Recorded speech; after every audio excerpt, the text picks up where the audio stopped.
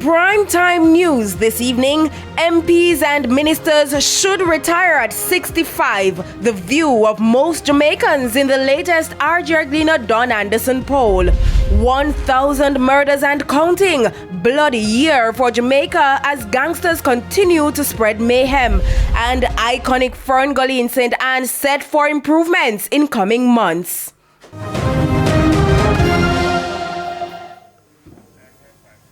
Good evening and welcome to Primetime News on air and online at onespotmedia.com. I'm Archibald Gordon. And I'm Janella Precious with a preview of what's to come in business news. Here's Javon Keys. Well, Janella, it's more NCB. This time around, one of the interim posts has been confirmed and their other senior managers will be leaving the financial group. So I'll have the details a little later on. Wow. That story just continues to grow. And Spencer Darlington has a preview of what's coming up in Primetime Sports.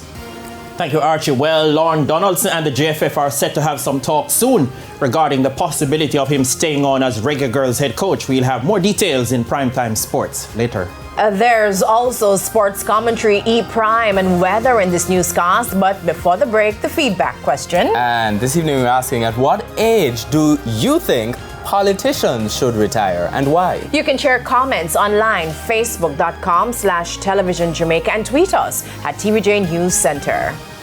Stay with us, the news in detail after the break.